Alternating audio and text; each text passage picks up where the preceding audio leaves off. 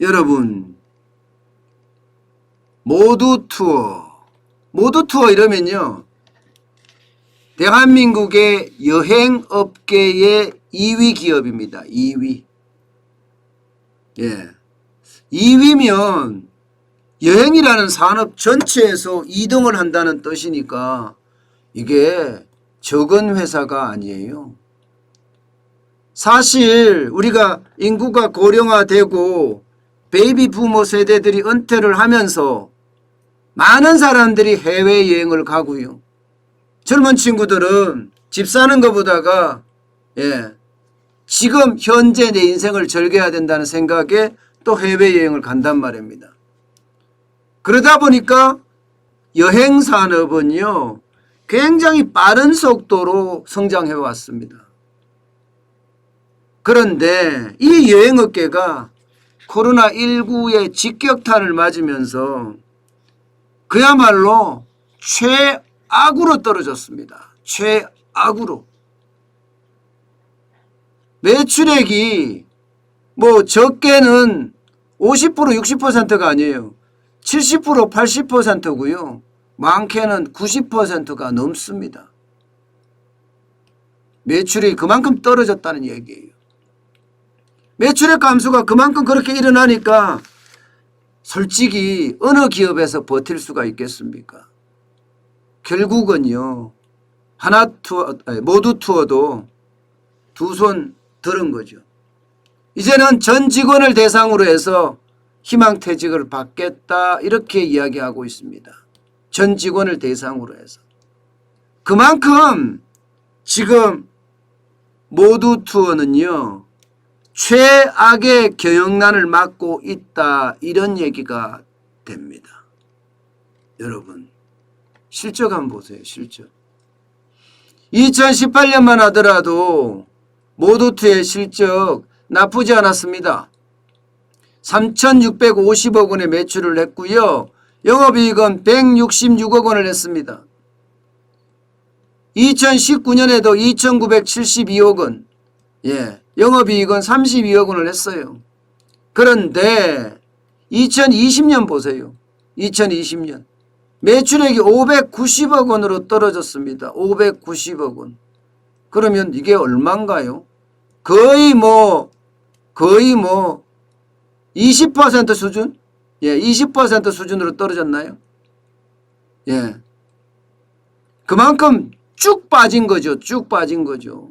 게다가 적자투성입니다.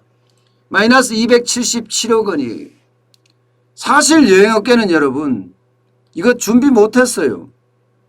마냥 다 잘 될 거라고 생각했어요.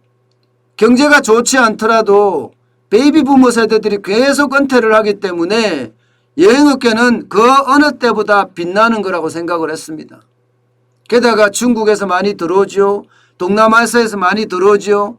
한류가 붐을 일어서 유럽에서 미국에서 일본에서 안 들어오는 데가 없다고 이야기할 정도로 이게 인바운드 쪽도 많이 들어왔고요. 아웃바운드 쪽도 굉장히 많이 나가고 그래서 사실 여행업계가 조금 안일했습니다. 그러니까 매출액이 떨어지고 이게 적자가 많이 나니까 버티지 못하는 겁니다. 게다가 2021년 좋아진다고 하지만 아직까지 요원합니다. 지금은 메리츠 정권이 예측을 했지만 3,210억까지 하지 않겠느냐 예측을 했지만 글쎄요 하면서 아직도 물음표가 달립니다. 그러니 오죽했으면 모두투어가 올해 매출액이 좋아진다고 이야기하는데도 손을 들었겠어요. 이게 더 이상 버티지 못한다는 이야기입니다. 더 이상 버티지 못한다는 이야기. 그만큼 지금 상황이 심각하다는 이야기예요. 업계 1인 하나투어는 어떨까요? 하나투어도 별반 다르지 않습니다. 하나투어도. 얼마나 오랫동안 버틸지 모르지만 하나투어도 결국은요. 희망퇴직을 가지 않을까 싶어요. 2018년만 하더라도 8,283억 원이었잖아. 249억 원의 영업이익을 냈고요. 그런데 2020년에는 거의 여기도 마찬가지죠. 25% 토막 25%까지 떨어졌나요? 그러면 73.5%가 떨어졌다는 건가요? 1,560억 원의 매출이고요. 적자는 1,713억 원의 적자가 난다. 이렇게 이야기하고 있습니다. 올해도 마찬가지입니다. 올해도 적자는 219억의 적자가 난다. 그나마 메리츠 정권은요. 하나투어보다가 올해는 흑자가 난다고 예상을 했어요. 그런데도 불구하고 전 직원의 희망퇴직을 받고 있다고 하면 하나투어도 쉽지 않다는 결론이 생깁니다. 여행업계는 그 어느 때보다가 충격이 심해지고 있다 이런 얘기예요. 실제로 여행업계는요. 거의 작년 기준으로 봐서도 업체 수가 그야말로 도미노 파산이라고 이야기할 정도로 많이 줄었습니다. 2020년 6월까지도 보면요. 2019년에 22,609개였던 것이 21,671개까지도 줄었거든요. 이게 2020년 6월 기준입니다. 지금 모두투어 같은 경우는 현재 기준이고요. 이 말은요. 앞으로도 굉장히 많은 기업들이 지금 넘어질 수 있다 이런 얘기입니다. 여러분 코로나19가 장기간 갔잖아요. 이 장기간 가다 보니까 기업이 빛으로 버티다가 더 이상 못 버티겠다 이렇게 하는 기업이 지금 이제 나오기 시작을 했다는 거예요. 그나마 자금력이 있었던 기업들은 좀 더 버틸 수 있다고 이야기를 하지만 이게 장기화되니까 안 그래도 문재인 정부의 경제 실패 때문에 어려움의 연속이었던 기업들이 코로나19가 장기간 계속됨으로 해서 이제 줄줄이 폐업을 하는 그런 사태를 여러분 맞고 있는 겁니다. 그만큼 지금 기업들의 사정이 심상치 않다는 거예요. 심상치 않다. 제가 가장 걱정하는 것 중에 하나는요. 좀비 기업들이 굉장히 많잖아요. 좀비 기업들이. 근데 이 좀비 기업들이 하나같이 지금 어려움이 심각하거든요. 빚으로 연명하고 있거든요. 왜냐하면 벌어서 이자도 못 갚으니까. 그런데 이런 기업들이 이제 하나씩 둘씩 이렇게 나오기 시작하면 도대체 버틸 수 있을까?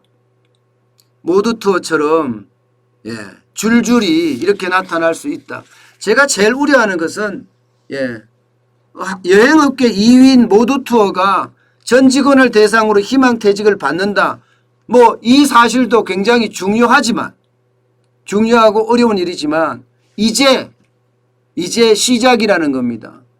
중소기업부터 시작해서 중견기업 심지어는 대기업까지도 지금 빚으로 버티는 데가 많거든요. 거의 10개 중에 38.7%인가요? 37.8%인가요? 37.9%죠. 4개 기업이 지금 벌어서 이자도 못 낸다고 하면 결국은 어떻게 될까요? 이게 저는 줄줄이 무너질 수도 있다. 이게 더 걱정되는 부분입니다. 저는 문재인 정부의 경제정책이 쉽게 말하면 대전환이 일어나야 돼요. 지금도 고집하고 있거든요.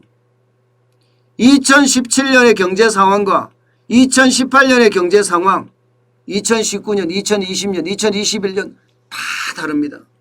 그런데도 불구하고 오로지 한 정책만 가지고 고집을 피고 있다는 것은요. 기업을 폭삭망하게 할 수도 있다는 것. 저는 분명히 그렇게 될 수도 있다고 생각을 합니다. 경제정책은요. 경제 상황이 변함에 따라서 이게 시시각각 변해줘야 되거든요. 그래야지 경제 주체들이 거기에 대응을 합니다. 가게가 대응하고 기업이 대응하고 심지어는 경제부처가 대응하고요. 그런데 옹고집적으로 계속 하나만 고집을 하고 있다면 기업이 무너지는 것처럼 저는 정부도 쉽지 않다고 생각을 해요. 전 정부도 무너질 수 있다고 생각해요. 때문에 그 어느 때보다가 규제 완화가 빨리 필요한 시점이 아닌가 싶어요. 돈으로 계속 밀어줘서 기업을 버티게 하는 건 한계가 있습니다. 정부 부채만 늘어날 뿐이에요. 그래서 저는 더 안타깝습니다. 도대체 실물 경기를 언제쯤 부양을 시킬지 그게 참 안타깝습니다. 계속해서 이대로 간다면 소비의 주체인 가게도 공급의 주체인 기업도 만만치 않다. 이 만만치 않단 말은 금융위기로까지 전이될 가능성도 있다. 저는 이렇게 보고 있거든요. 그만큼 기업이 덜 무너지게 하려면 규제 혁파와 아울러서 정부의 지원 정책이 그 어느 때보다 필요합니다. 여기서 지원 정책이라 하면 돈이 아니에요. 규제를 풀고 시장에서 이 기울어진 운동장을 만드는 것이 아니라 진짜 페어 게임을 할 수 있게끔 시장 자체를 균형지게 만들어 줘야 된다는 뜻입니다.